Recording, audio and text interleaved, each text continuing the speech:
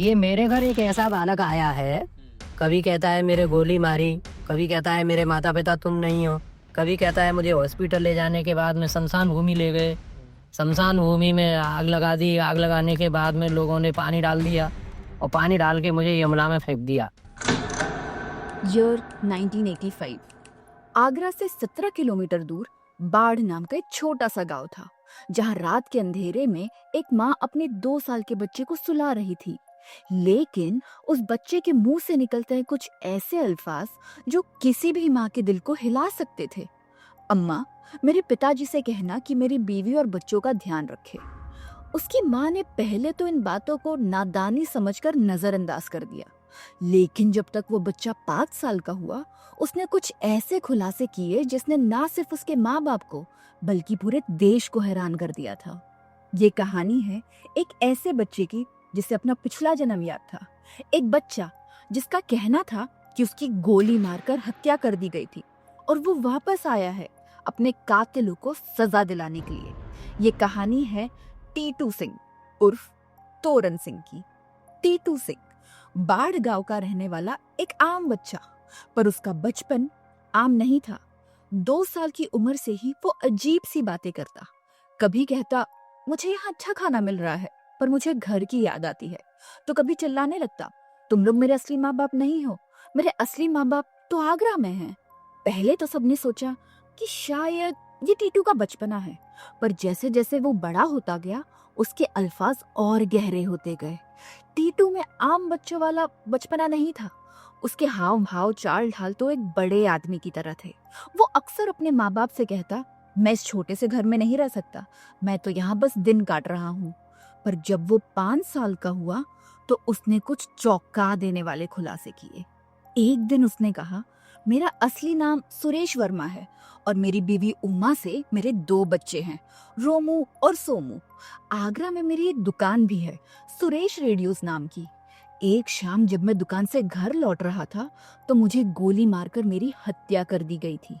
मुझे पहले हॉस्पिटल ले जाया गया, फिर वहां से शमशान भूमि और वहां मेरा अंतिम संस्कार कर मुझे यमुना में फेंक दिया गया। उस दिन से टीटू के माँ बाप की चिंता बढ़ती जा रही थी। वो बस एक दूसरे को दिलासे देते। शायद उसने ये सारी बातें कहीं सुनी हो और वो बस बातें दोहरा रहा है, पर टीटू के हर अल्फाज के साथ उनकी चिंता बस बढ़ती ही जा रही थी। हम तो सर हैरान हैं इसलिए कि ये अपने को नहीं बदला और जब मान लो बड़ा हो गया तो उसके बाद में हम लोगों से संबंध ही बिल्कुल खत्म कर देगा। बहुत बड़ा ममता आती है ना कि अपना बालक होते हुए ये सारी कहानी, जबकि हम वैज्ञानिक युग के होते हुए इस बात को बिल्कुल नहीं मानते, लेकिन आज प्रत्यक्ष रूप में देख रहे हैं। एक 5 साल का बच्चा अगर अपने बीवी बच्चे होने की बातें करने लगे और ये डिटेल में बताने लगे कि कैसे पिछले जन्म में उसकी मौत हुई थी, तो आपको क्या लगेगा?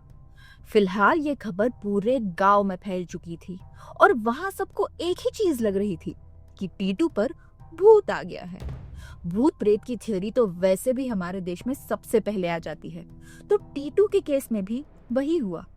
टीटू का नेचर अपने उम्र के बच्चों से कहीं ज्यादा अलग हो गया था तो वो भले ही 5 साल का, लेकिन उसकी भाषा, लहजा, हाव भाव और बोलने का तरीका बड़ों जैसा हो गया था।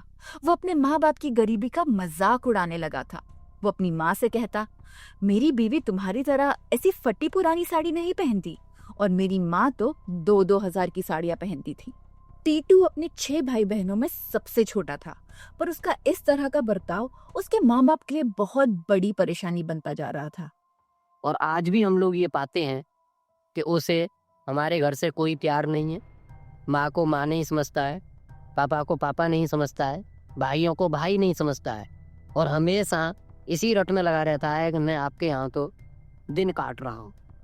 लेकिन फिर इन्हीं सब के बीच टीटू के बड़े भाई अशोक ने डिसाइड किया अब पता लगाना होगा क्या ये सब सच है या फिर टीटू सिर्फ बदतमीज है। तो अशोक और उसका दोस्त आगरा के लिए निकल गए। अब क्योंकि टीटू अक्सर यही बोला करता था कि सदर बाजार में उसकी सुरेश रेडियोस नाम से एक दुकान है, तो अशोक और उसका दोस्त वहां पहुंचकर इस नाम की दुकान को ढूंढते रहे। लेकिन ऐसे नाम की दुकान ना मिलने पर एक जगह थक कर बैठे ही थे कि अशोक की नजर एक बोर्ड पर पड़ी, सुरेश रेडियोस, वही नाम जिसका जिक्र टीटू अक्सर किया करता था। अशोक चौंक गया। क्या टीटू की कही बाकी सारी बातें भी सच है? क्या टीटू सुरेश का पुनर्जन्म है, या फिर ये सब बस एक इत्तेफाक था? ईयर 1983, आगरा। सुरेश वर्मा एक सक्सेसफुल बिजनेसमैन था। उसकी एक दुकान थी और दुकान से कुछ ही दूर उसका एक बंगला था, जिसमें वो अपनी बीवी, 2 बच्चे, माँ बाप और भाइयों के साथ रहता था। 28 अगस्त 1983, टीटू के जन्म से 4 महीने पहले शाम के वक्त सुरेश अपने सफेद फिएट कार से घर को लौट रहे थे, जहां 2 बदमाश पहले से ही घात लगाए बैठे थे। सुरेश ने कार अपने घर के गेट के सामने रोक अभी हॉर्न बजाया ही था कि उतने में उन दोनों बदमाशों ने सुरेश पर गोलियां चला दी। गोलियों की आवाज सुन जब तक घर वाले भागकर बाहर आ पाते, उतने में सुरेश की जान जा चुकी थी और वो दोनों बदमाश मौके से फरार हो चुके थे। एक भी गवाह ऐसा नहीं मिला जिसने उन दोनों बदमाशों में से किसी एक का चेहरा भी देखा हो, तो लिहाजा बिना किसी को सजा हुए पुलिस ने ये केस क्लोज कर दिया। सुरेश अब जा चुका था। 2 बच्चे, बूढ़े माँ बाप और घर चलाने की जिम्मेदारी अब सुरेश की पत्नी उमा पर आ चुकी थी। तो अब सुरेश की जगह उमा शॉप संभालने लगी थी। अब चलते हैं यहाँ से 5 साल आगे, 1988 में। उसी दिन जहाँ टीटू का बड़ा भाई अशोक उसी शॉप के सामने हैरान खड़ा हुआ था। अशोक शॉप के अंदर जाता है और उसे वहां एक लेडी मिलती है। पता चलता है कि वो सुरेश की वाइफ उमा है। मुझे सुरेश से मिलना है, अशोक ने कहा। ये सुनते ही उमा का चेहरा सफेद पड़ गया। सुरेश जी तो 5 साल पहले ही गुजर चुके हैं, उमा ने कहा। उमा ने अशोक को अपने पति सुरेश के मौत के सारे डिटेल्स दिए। अशोक को अपने कानों पर यकीन नहीं हो रहा था, क्योंकि यही सारी बातें उसका छोटा भाई टीटू भी बताया करता था। लेकिन तब अशोक की खामोशी को तोड़ते हुए उमा ने पूछा, लेकिन आप हैं कौन और आपको सुरेश जी से क्या काम था? और अब बारी थी उमा के शौक होने की। अशोक ने बताया, मैं यहाँ आप ही से मिलने आया था। दरअसल मेरा 5 साल का भाई टीटू ये दावा करता है कि वो सुरेश है और उसका पुनर्जन्म हुआ है। आपने मुझे जो कुछ भी बताया वो मुझे वही सारी बातें पहले ही बता चुका था। ऐसी बातों पर भरोसा करना अक्सर मुश्किल होता है। उमा के साथ भी वही हुआ। उसने कहा, शायद टीटू ने ये खबर न्यूज़पेपर में पढ़ी हो, इसलिए वो ये सब जानता है। पर उमा निशब्द हो गई जब अशोक ने बताया, वो तब से ये सारी बातें कर रहा है जब बच्चे ठीक से बोल भी नहीं पाते। अशोक ने सुझाव दिया कि उमा और उसके परिवार वाले उसके साथ उसके गांव चले।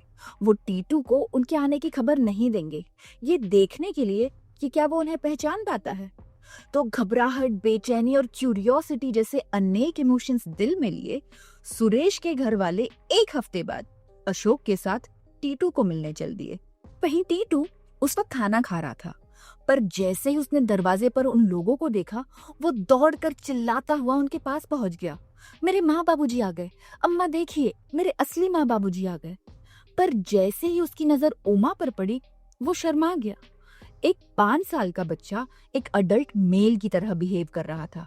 उसने इशारे से उमा को अपने बगल में बैठने के लिए बुलाया और बच्चों का हालचाल लेने लगा। टीटू ने उमा से डोलपुर मेले से जुड़ी भी कुछ बातें की, जिसे सुनकर उमा हैरान रह गई, क्योंकि ये बातें सिर्फ सुरेश और उमा के बीच हुई थी। मिलने के बाद जब सब वापस जाने लगे, तो टीटू ने देखा कि उसके घर के बाहर एक सफेद कार खड़ी थी, जिससे सुरेश के घर वाले उससे मिलने आए थे। वो बड़ी आराम से जाकर उस कार में बैठ गया और उसके एसी और ऑडियो सिस्टम यूज करने लगा। इनफैक्ट सुरेश के भाइयों की मदद से उसने कुछ दूर तक कार चला भी ली। पर टीटू ने उस दिन से पहले कार देखी तक नहीं थी, और उस वक्त तो इतनी गाड़ियां होती भी नहीं थी। पर ये सब देखकर लग रहा था मानो टीटू के लिए ये सब नया नहीं था। टीटू ने सोचा कि वो भी अब उनके साथ आगरा जा रहा है, पर जैसे ही उसके समझ आया कि वो लोग उसे अपने साथ नहीं ले जा रहे हैं, तो वो बुरी तरह भड़क गया। अपनी माँ पर चिल्लाने लगा और पिता से हाथापाई करने लगा। वो दौड़कर सुरेश के फादर चांद सिंह के गले लग गया, पर उन्होंने उसे प्यार से समझाकर ये वादा किया कि वो जल्द ही उससे मिलने वापस आएंगे। उसी के बाद एंड में ये डिसाइड हुआ कि अब एक दिन टीटू को आगरा बुलाया जाए, जिससे वो अपनी पास्ट लाइफ की मेमोरीज को कंफर्म कर सके। टीटू ने अपने दावे के अनुसार ना सिर्फ अपने पिछले जन्म के माँ बाप को पहचान लिया था, बल्कि अपने पत्नी से किए गए प्राइवेट बातें भी डिस्क्लोज कर दी थी, जिससे ये डाउट तो काफी हद तक मिट चुका था कि टीटू को ये सारी जानकारी कहीं से पढ़कर मिली थी। वहीं दूसरी तरफ टीटू के माँ बाप की चिंता अब और भी ज्यादा बढ़ गई थी। किसी भी माँ बाप के लिए इससे ज्यादा बुरा क्या हो सकता है कि उनका बच्चा किसी और को माता पिता मानने लगे। वो एक मिक्स्ड फीलिंग से जूझ रहे थे, मन में कई सवाल उठ रहे थे, और इन्हीं सब के बीच टीटू को एक दिन आगरा लाया गया।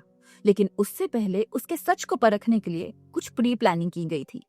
टेस्ट 1। कार में बैठकर आते हुए टीटू को मिसलीड करने के लिए सुरेश के भाइयों ने गाड़ी दुकान पर नहीं रोकी, बल्कि शॉप के सामने से तेजी से निकल गए, ये देखने के लिए कि क्या वो जगह पहचान पाता है।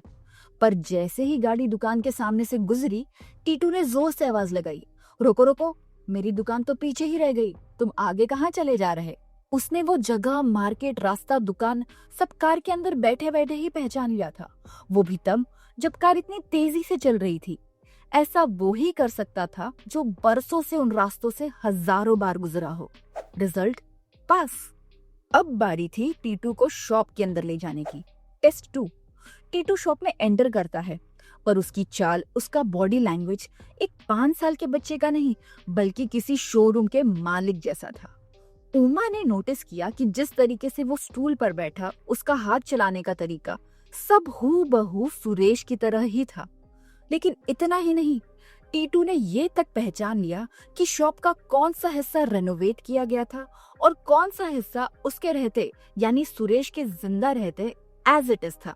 रिजल्ट पास। टीटू के लिए एक आखिरी इम्तिहान और बचा था।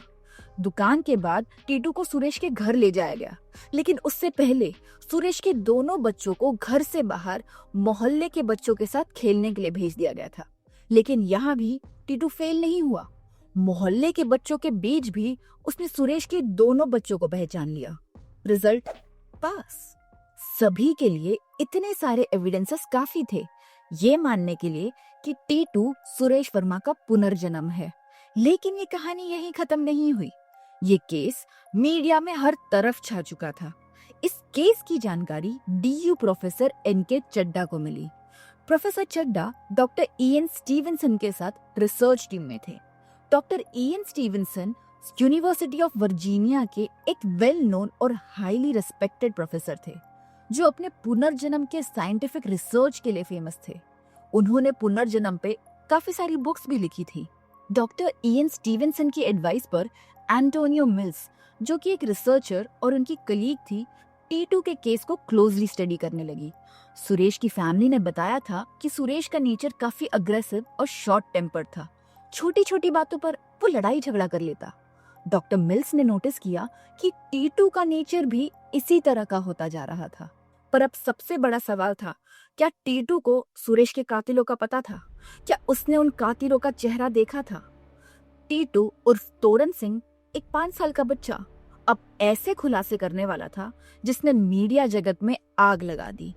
टीटू ने बताया कि 28 अगस्त 1983 की शाम, जिस दिन उसे गोली मारी गई थी, उसने उन 2 बदमाशों में से एक का चेहरा पहचान लिया था, और वो और कोई नहीं, उसी का यानी सुरेश का साथी बिजनेसमैन था।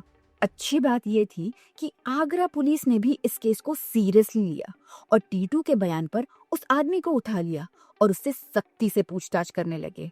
जल्द ही उस आदमी ने भी अपना जुर्म कबूल कर लिया, जिसके बाद 1983 Suresh Verma murder case reopen हुआ। ये पहली बार था जब कोर्ट में पुनर्जन्म से जुड़ा कोई केस आया था। टीटू ने भी कोर्ट में उस इंसिडेंट की डिटेल में गवाही दी। इस केस के सबसे बड़े टर्निंग पॉइंट्स थे पोस्टमार्टम और बर्थमार्क रिपोर्ट्स। सुरेश के सर पर जिस तरह से गोली मारी गई थी, उसी तरह के 2 निशान टीटू के सर पर मिले। उसके सर पर बिल्कुल वैसे ही 2 निशान थे जिसका साइज और शेप सुरेश के सर पर लगी बुलेट के एंट्री और एग्जिट पॉइंट से मिलते थे। डॉक्टर ईएन स्टीवेंसन ने अपने रिसर्च पेपर में यह मेंशन किया है कि पास्ट लाइफ के इंजरी और बर्थ मार्क के बीच में कनेक्शन होता है, और यही मान्यता हिंदू धर्म में भी है। डॉक्टर एंटोनियो मिल्स ने टीटू से जुड़े अपने रिसर्च पेपर भी कोर्ट में सबमिट किए, और इन सभी सबूतों के आधार पर कोर्ट ने ये मान लिया कि टीटू सुरेश वर्मा का पुनर्जन्म है। सुरेश के कातिलों को सजा हुई और ये केस एक कंट्रोवर्शियल और रेवोल्यूशनरी केस बन गया। अब एक आखिरी बड़ा सवाल, क्या टीटू अपने पिछले जन्म के माँ बाप के पास चला गया या इसी जन्म के माँ बाप को अपना लिया? सुरेश भले ही टीटू के रूप में वापस आया था, पर वो सुरेश नहीं था। हाँ, भले आत्मा उसकी थी, पर शरीर तो एक बच्चे का ही था। ना वो उमा के लिए उसका हस्बैंड रह गया था, न ही उसके बच्चों के लिए एक पिता। सुरेश के पिता ये जानते थे कि अगर उन्होंने टीटू से अपनी नजदीकियां बढ़ाई तो उसके माता पिता जीते जी अपना बेटा खो देंगे, और एक बेटे को खोने का दर्द वो पहले से जानते थे। दोनों परिवार अपनी अपनी जिंदगियों में वापस लौट गए और टीटू ने भी दोहरी यादों के साथ अपना बचपन जिया। उसने उसी गांव में रहकर अपनी पढ़ाई लिखाई पूरी की और आज टीटू सिंह, जिनका असली नाम तोरन सिंह है, वो BHU में असिस्टेंट प्रोफेसर है। उन्हें आज भी सब कुछ याद है और अक्सर वो आगरा अपने पिछले परिवार से मिलने भी जाते हैं। हेलो गाइस, आई एम आशी and you were watching the case of Titu Singh. अगर आपको ये वीडियो पसंद आई हो तो कमेंट करके जरूर बताइए, और अगर आपको ऐसे ही डार्क, ट्विस्टेड और ट्रू क्राइम केसेस सुनना पसंद है तो इस वीडियो को लाइक और चैनल को सब्सक्राइब करना मत भूलिए। मिलते हैं अगले वीडियो में एक नए केस के साथ। तब तक के लिए अपना ख्याल रखिए। Thank you.